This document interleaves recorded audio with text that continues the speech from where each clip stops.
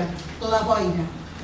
És a dir, aquest llibre ens explica moltes coses del Josep Vallverdú. Nosaltres hem agafat un paràgraf que ara llegirà en Magí Sunyer, que ens diu i ens marca una miqueta el perfil de l'autor. A veure si estem d'acord. Magí, endavant.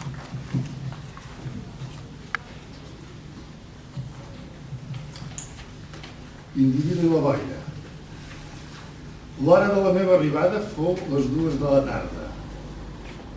Els meus amics Joan Barceló i Anton Sala Coronador, de Menàrguens i Tàrrega respectivament, s'havien ofert en diverses ocasions a traçar la meva carta astral.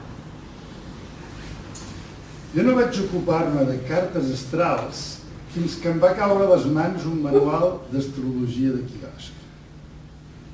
De quiosc, sí. No menystingueu les coses de quiosc.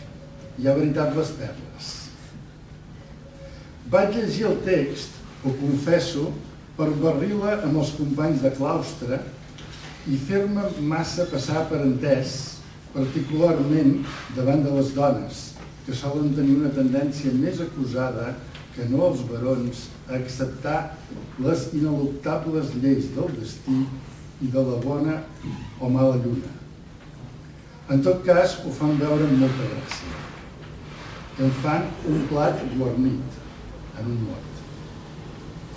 El manual era sumari i poc detallat, però a mesura que llegia em sorprenia que el meu signe zodiacal esbossés uns trets de temperament que jo posseeixo molt subratlladament marcats.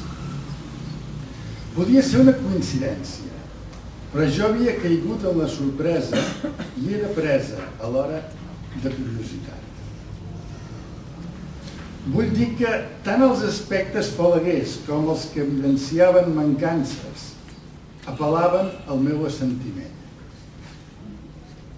Amb tot, era una qüestió prou secundària fins al dia que vaig veure un episodi de televisió d'una sèrie en la qual un mateix actor representava successivament els personatges corresponents a cadascun dels signes del zodíac.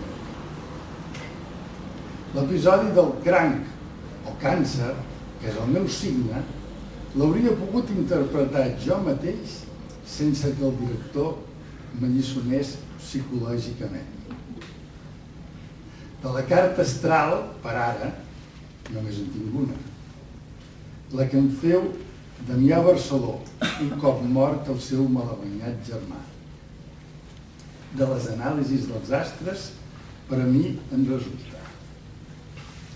independència personal, sentit crític i lexical, escassa paciència i poc sentit de la continuïtat, tendència a evitar confrontacions amb el risc de perdre d'entrada, escàs coratge, però molta capacitat de resistència, pacifisme bàsic que vol veure's capgirat per esclats de violència en resposta a provocacions,